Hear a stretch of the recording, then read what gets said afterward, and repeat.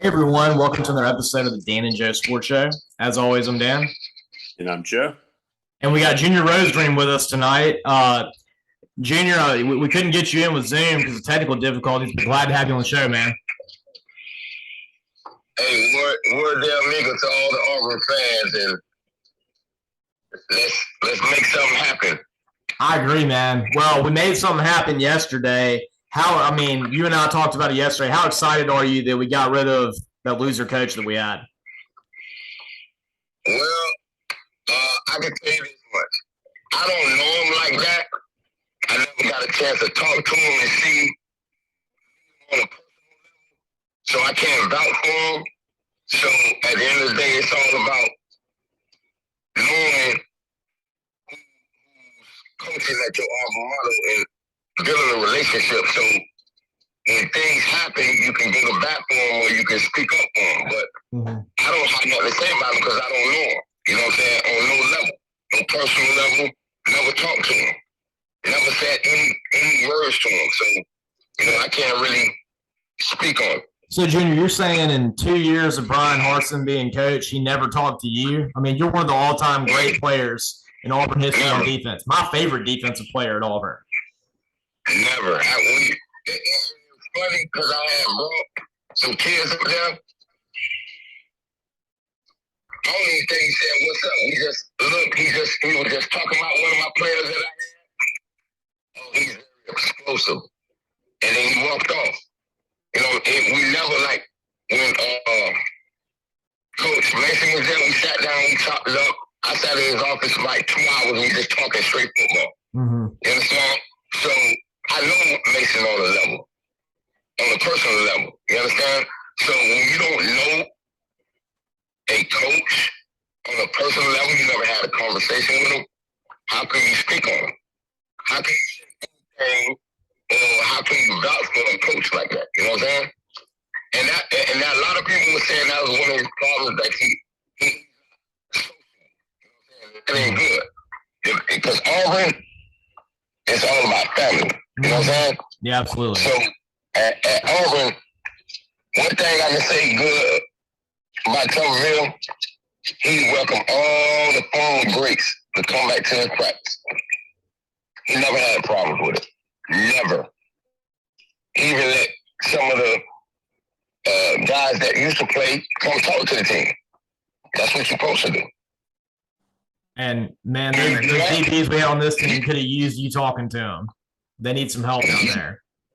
Man, hey, at the end of the day, it was so funny, I was talking to Ronnie the other day, and he said, Rose, he said, you know the crazy thing about it? He said, you've been there and done that. So when you've done that, it's easy for you to coach football, or it's easy for you to scout talent because you've done it at a high level. So I'm not going off the stars because there's guys out there with 3 stars better than the 4 and 5 stars. That's there's right. Guys out there with 2 stars better than the 4 or 5 stars. There's guys out there with 1 star. It's all about me personally. I like football players. I like a football player. Tough, hard-nosed, work ethic, not going to complain, going to do everything right, going to try to do everything right, and he's going to outwork people. And that's what it is. That's what Auburn football is all about, outworking your opponent.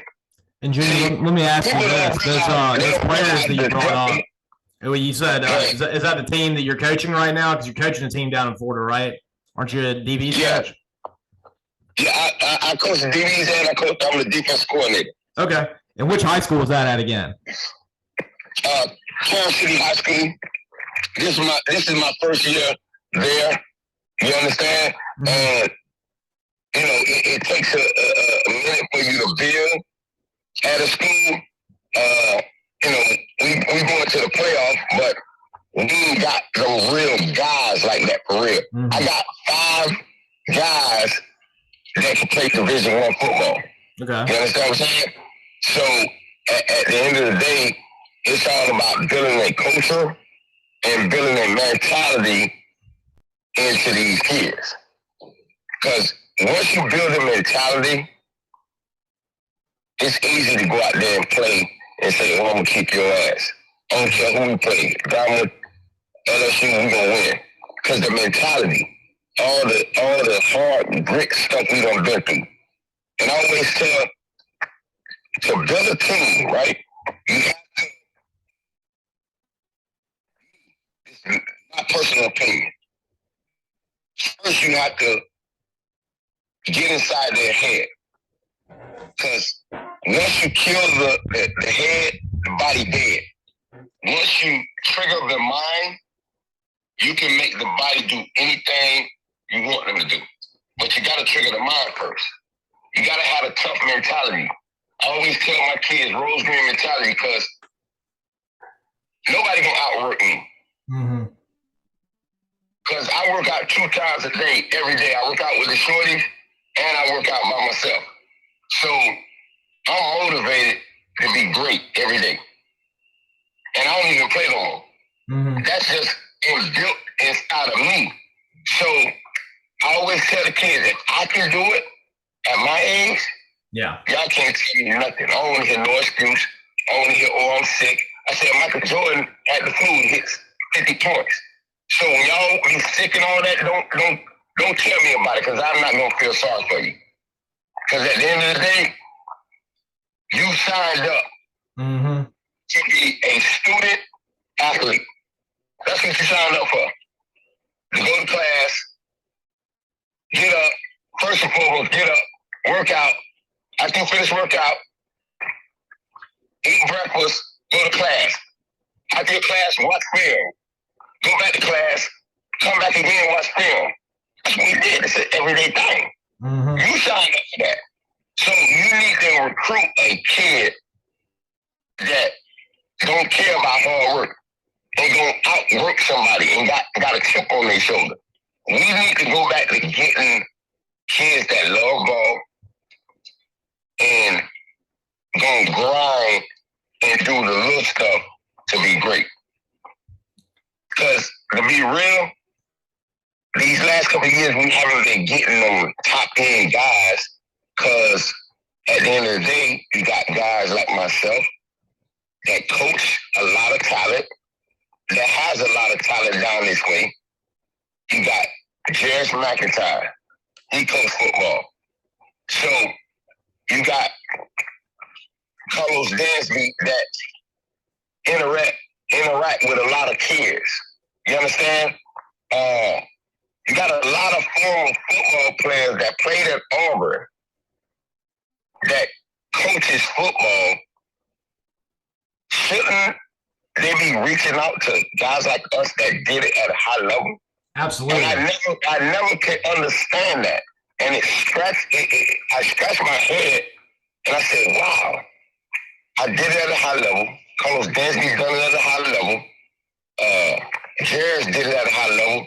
Why are y'all not coming to get our kids? It's just like we let a kid get away. Carlos Dansby's nephew. What's his name? Oh man. Reggie. Quarterback, about 6'1", 185. When I tell you he can really fly. I can imagine he's calling Dansby's nephew. Who do you have going to? Watch this. He went to Tennessee. He went to Tennessee. Watch this. I took my kids to Georgia on the camp. This man ran a 4.33 with a hurt hamstring. Wow. I said to myself, like, wow. He jumped a 40-inch vertical on a bad hamstring. I said, oh my God. So he called me up. He said, just imagine if I wasn't banged up, I'd have ran 4.2. And I would have jumped to 46. So he sends me a video. He jumped a 46. He ran a 4.22. He played corner. A 4.22? That's one thing about me. I ain't gonna hype no kid up. If a kid like that, I'm going to say, yes, he's like that. Because I've done it. I want my school to be great. So why would I lie to get a player that don't fit the Auburn style? This man could have came to Auburn and been a lockdown corner. We didn't throw the bank at him. I'm just being real. Guys like that, we got to throw the bank at them and go recruit them hard. Absolutely. Because at the end of the day, look, he's going to Tennessee. And he got a chance to start. He don't have a chance to start. Yeah, I mean, that's a big problem with Harsin right there, Junior, is that he didn't reach out to former players like you. I mean, you're talking about you got 5 guys that can play D1, and he never gave you the time of day to go up there and meet with all of them. It's ridiculous. Man, listen, I was there. I took the kids there. I'm talking about like him. And I talked to his secretary. I'm like, hey, man, I want to have a conversation with this man. And he was like, oh, yeah, man, I'm going to try to. One thing about me, I'm not going to chase nobody. I ain't into that. That's my school. I'm one of the reasons why Auburn is on another level. Like guys like me, Carlos Dansby, Ronnie Brown, Cadillac Williams, Jason Campbell, Bo Jackson. A lot of us, we paved the way. Yeah, you did. You know what I'm saying? God bless dead Pat Sullivan. You know what I'm saying? Come on, man. And it's crazy because we had a Phillip pipeline coming to Auburn. And they just stopped coming down here recruiting. Yeah, I mean, that was one of the biggest pipelines they had was the recruiting pipeline in South Florida. That was where Tuberville got a lot of his great players, including you. And guess what? Nick Saban went and took something out of Tuberville playbook and got all Florida guys. The Florida guys were starting in the secondary and they won the national championship. And that's where he got a lot of his good receivers from. Amari Cooper, Calvin Ridley, all those. Okay, thank you. All right. So you understand. Oh, I understand. All right, Junior, let me ask you this. So getting to play with Cadillac Williams, do you ever think you get to see him be the head coach at Auburn one day? More or less be the first black head coach at Auburn? No, I never looked into it that deep. You know what I'm saying? Because at the end of the day, he was a great player. And we used to butt heads all the time in practice. So, you know, he was a tough running back. Him, Ronnie Brown, you know. I give props when props do, you know. And at the end of the day, we used to fight all the time. But at the end of the day, we was always brothers on the field. Because I tell people this story all the time. Do y'all know when we played, we used to have 11-man brawls in practice. Bill said, when I blow this whistle, that means stop. So we'll be fighting. He'll be got news report out there. We fighting. He blow the whistle, everybody stop. So he have you and That's trained. Listen, that's trained. He had trained assassins. And when you got people like that, how can you beat a team like that? Absolutely. Y'all had the fortitude at the end of the games. I never saw y'all give up a 10-point lead to Alabama, a 25-point lead to Mississippi State. Stick a fork in them. Like Tennessee. Let's being real. When I got them picks, I took the fight out of them. Before you knew it, we went up 31 to whatever they had. I don't even remember what they had. That's how quick we went up on them. Boom, boom, boom, boom. Game over. That's the way you take that crowd out of that game. I'm sure they had a lit crowd for when y'all came up there, and they didn't have much to cheer about. And it's crazy, because that's how it is. That's how it is. You know, so at the end of the day, it's just all about putting yourself in position to make plays. And Junior, let me ask you this. Why do you think that these teams that we've had over the last 2 years have given up these big leads and just have kind of fallen out of place in the second half, especially the defense? What do you think is causing that? I'll tell you something, and it's just me. Yeah. It's a mentality, right? Mm. So in the game of football, defense, you got to have a mentality that once we get up on y'all, the gates are locked. Mm-hmm. We locking all the gates. Nobody's coming out this fence. If it ain't orange and blue, you're not coming out this fence. And we lived on that. Once we lock these gates, nobody walking out of here but us.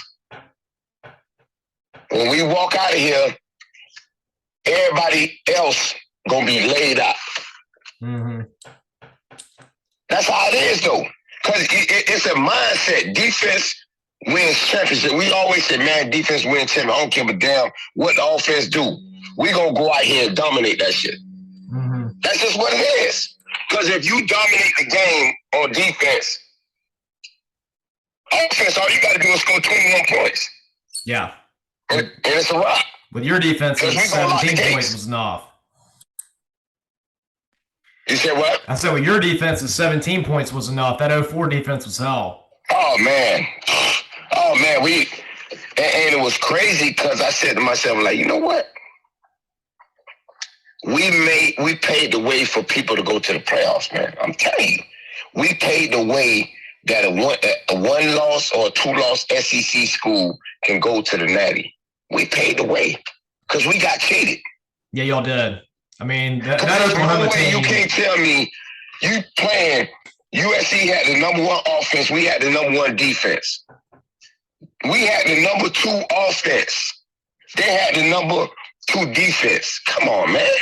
But y'all wanted to see Oklahoma and USC, and they got their breaks. They got the breaks beat off of them. Yeah. And Oklahoma ain't had no guys like that on defense. They just had AP. Yeah, they had we had 4 APs. Yeah, y'all did. We had Ronnie Brown, Lack. We had Trey Smith. We had some gangster running backs. Brandon Jacobs too. Yeah, like come on, man. Like really? Well, hey, speaking of Carnell, what do you think? How do you think he's going to do as an interim head coach? And what did you see in him that you thought maybe could be some qualities that'll make him a good head coach? Well, to be real, when he played with a lot of excitement. Mm-hmm. You know, he was one of them guys that, he gonna talk some trash. That's the good thing about it. You know what I'm saying? People don't realize, like, when I put that helmet on and he put that helmet on, you see 2 different sides of players. Like when he put that ball in his hands, he feel like nobody can stop him. Mm-hmm. So I feel like by him being a great running back and he had that passion, every time he runs somebody over, he getting up, he moving his arms, he beating on his chest. That's excitement. So to me, I think this coaching thing is easy. Mm-hmm. Because under them lights, he gonna be pumped up, the crowd gonna get pumped up, and the kids gonna feed off of him. This is my opinion. And I feel if they get behind him, who knows? I mean, who knows what happened? There's been a year the interim coaches doing stuff. You know, I mean, we've seen what's happened with Nebraska, Georgia Tech. Their interim guys have done something. I mean, that'd be a great story right there. I'm a huge fan of Cadillac. I think it'll be. I would love to see him win, just because I played with him, mm-hmm. and we went through war fights together. So I love to see him win. You know what I'm saying? Because at the end of the day, it'll be first time in history that a black coach, interim head coach, comes to Auburn and turns it around. Mm-hmm. If he can win, you can quote me on this. If he can win these 4 games, it'll be hard to not give him that head coaching job. I'm just being real. That's just my opinion. Yeah, if he can go out there and beat Mississippi State, Alabama, he all 4 games, and you can see the drastic turnaround or the passion, the energy with him. Yeah. He'll probably have to make some changes, hire some more people, but I think he could do it because he got the resources. Because he got a lot of players that he played with, like myself and Carlos Dansby, that and I train kids. So I have the top end kids every year. Last year I put in 17 kids in college. So, yeah, he got the resources. So it'd be easy for him to get it back popping. I just wish him luck. And if he can install in them the real definition of hard work, because we came up off of that. Mm-hmm. We started that. From 2000 to 04, we started that hard work. The hard fighting soldiers on the battlefield. That's us. So if he can install that in them, some people are going to be in trouble. And get some Auburn football tough-nosed players in that building. Watch out. With that new facility, oh, man, watch out. Yeah, new facility is awesome. And I think we probably might need to upgrade, the strength and conditioning and get some top-end people, some Auburn guys that know what it takes and get it back popping. That's just my opinion, because everybody entitled to their own opinion. Well, let me ask you this. Just imagine, if we can be bigger, faster, stronger, come on. It's going to be easy to win. And have the mentality. And it starts in the weight room. Nobody don't think that. Nobody don't knows that. And why I say that, the teams that always dominate, they know that. Alabama, I hate them. But I got to give them their props. Georgia, I ain't got no beef with Georgia. That's just our rival. But I can't stand Alabama. That's just what it is. It's a love-hate thing. That's what I'm saying? Even though I always take my kids to their camp, because, they have top-end guys at their camp. So if you wanna beat the best, you gotta come to the best camp. Absolutely. You know what I'm saying? So at the end of the day, I salute to him. You know what I'm saying? I congratulate him. At the end of the day, he the first black young man interim coach at Auburn University. I think even if he win 3 of them 4 games, it'd be hard not to keep him. Because at the end of the day, I know that for a fact.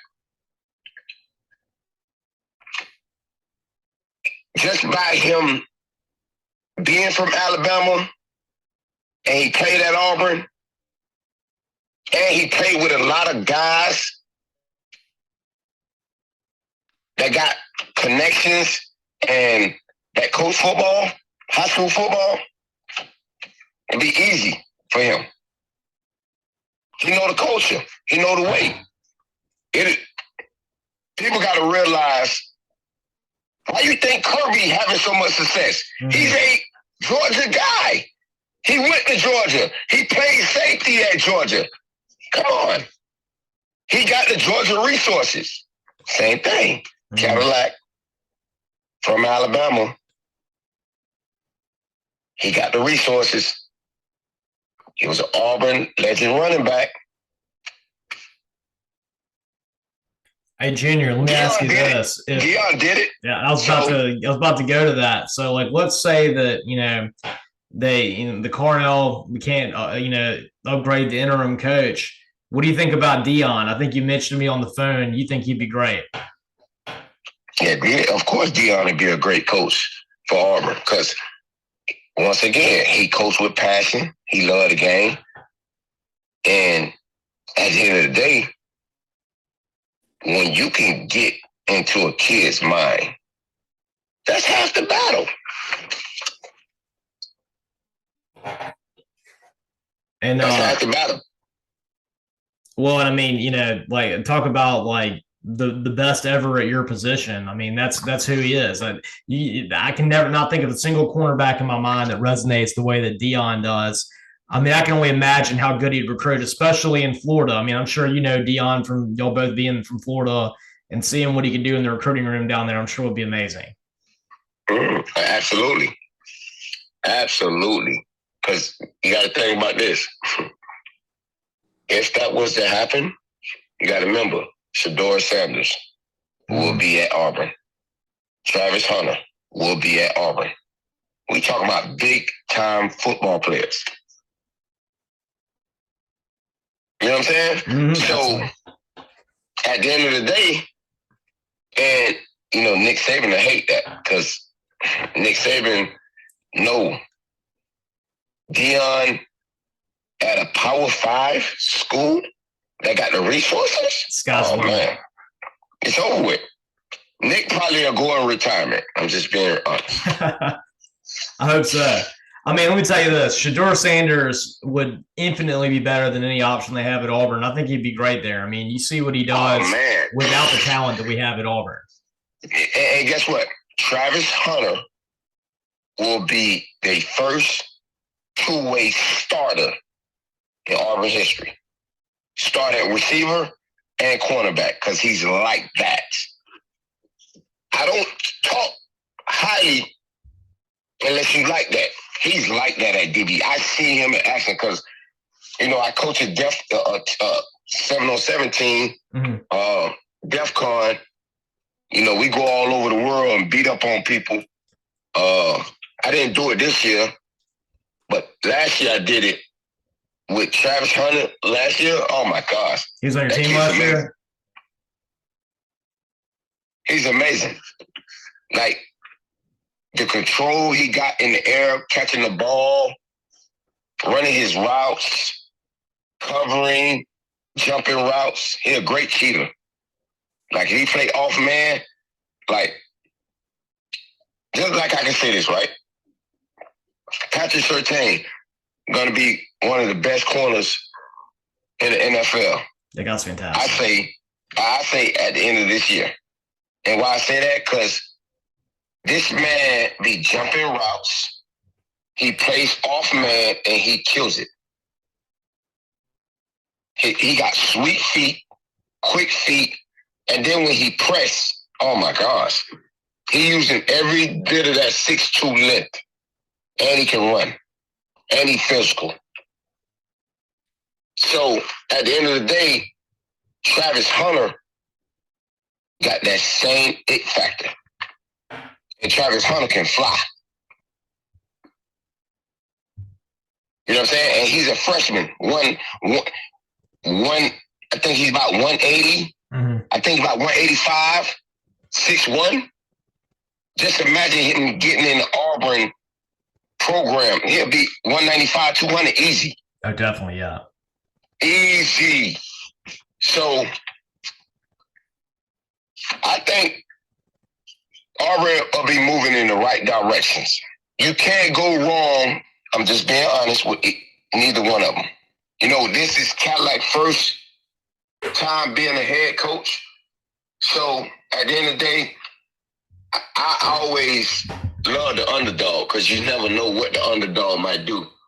Underdog might strike off and look at Josh Heupel. Ain't nobody think Josh Heupel was going to do that. Nobody. But guess what? I played against him. So I know what he can do. He like that. Calling offense, oh man, he's like that. Hey, Junior, that leads me to a good question here. I mean, you're a defensive guy. You're all about defense wins championships. The 04 team, which should have won a national championship, had a great defense. This weekend, we're seeing the ultimate battle of defense versus offense with Tennessee and Georgia. Who do you like in that one? Oh, I like Tennessee all day. Okay. And watch this. I'm a Kirby fan. You know why I say I'm a Kirby fan? Because I'm a defensive mind guy, and I love his philosophy. I love the way he thinks. You know what I'm saying? So, and I love how all his defense come to play. All of them like that. They tough. They gonna talk smack. They gonna have some fun, and that's what it's all about. You know what I'm saying? So, one thing I'm gonna say this: Hooker is a bad. Hooker is the real deal. He's like that. Yeah, I mean, he made some throws. I think that last touchdown that he threw to Jalen Hyde against Alabama is maybe one of the best throws I've ever seen a college quarterback make. Man, let me tell you something. He's like that. That's all I can say. He's smart. He don't buckle under pressure. You cannot. You beat him. Nobody's done it yet. You know how you beat him? Don't play him. Don't play him. Well, let me leave you one thing real quick. So everybody was talking about last year the Georgia defense was maybe the greatest college football defense ever. You think the 04 defense was better than Georgia's defense last year? Now look here. I'm gonna tell you this. Georgia defense is like that. I can't lie. But you think I can't pick nobody else defense over mine? That's crazy. That's true. Well, they didn't have four interceptions against Tennessee like you did. But not only that, I'm gonna tell you this: we let the nation in interceptions. I think we had like 27. We had a lot. We had a lot of interceptions on defense. And then people was averaging, like, they couldn't run the ball on us. Mm-hmm. So it was kind of like crazy. They couldn't run the ball on us. I would never say that Georgia defense is better than ours. I couldn't live with myself to say it. I couldn't live with myself. Especially I know that I played on a top defense. It was one of the top defenses in the country.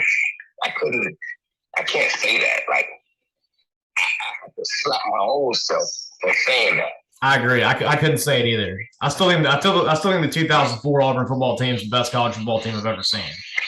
Challenge me on that one.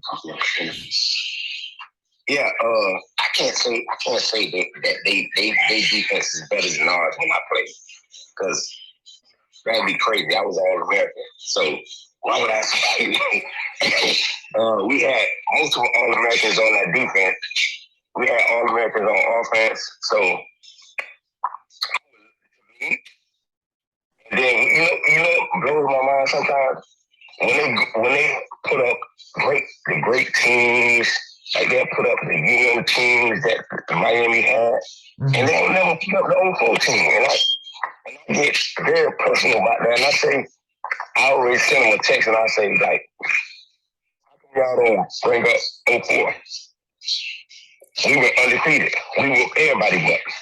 You were undefeated in, I think y'all beat 5 top 10 teams. You beat Tennessee and Neyland, they were top 10. Georgia and Athens, they were top 10. LSU at home. I was at that game, that 10-9 game. That was an epic defensive game. Nick Saban's last year. Yeah, that probably was the best to me. That probably was the best game that I done played That's probably one of the best games I done played in. Yeah, that was an awesome game. Yeah, that was an awesome game. That was a defensive game. Mm-hmm. And guess what? They had a lot of draft picks on that defense. Yeah. They had a good defense. You know what I'm saying? They just won national championship the year before that. And I think Will Muschamp was the D coordinator. Yeah, he was. Yeah. Mm-hmm. So at the end of the day, you know, it's just all about putting yourself in the best position, you know? All right, Junior. We're gonna let you go, but last thing I want to ask you though. You know what I'm saying? Yeah. War Damn Eagle. War Damn Eagle. All the fans. Y'all go out there and support Cadillac. And hopefully he get a couple of W's. I hope so. And who knows? Me, I just always bet on underdog, and I wish him well because he's a former teammate. So I want him to do well. But at the end of the day, if he can tap into them kids' mind, I think he can do something special. Well, I hope so. Well, Junior, I know you're tapping into the kids' minds you got on your team, and best of luck in the playoffs, my friend. Appreciate you, man. War Eagle, man. Call me anytime, you know. And make sure you tell all the Auburn fans to come follow me. I will. I'm gonna tell all the Auburn fans to follow you. One of the greats in Auburn history, Junior Rosegreen, my favorite Auburn defensive player. I think the best DB in the history of Auburn. War Eagle Jr., have a good one, man. Thank you. War Eagle. All right, y'all. That was Junior Rosegreen. Like I said, incredible DB. I think the hardest hitter that I've ever seen in Auburn. It's a good thing targeting didn't exist when he was a player because there were so many times he would have gotten ejected from games for targeting. Of course, he has the most legendary hit in Auburn history, taking out Reggie Brown of Georgia in that game.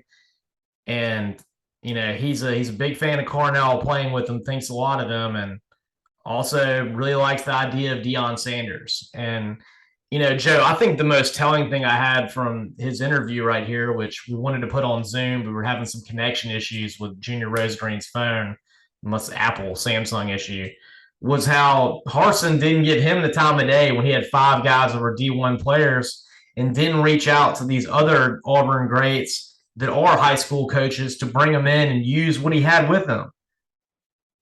Yeah, no doubt, Dan. That's really surprising and very foretelling. And you would think that most programs would want to take advantage of their alumni. And it's hard to think of an example of programs that don't do that. Absolutely. And I mean, I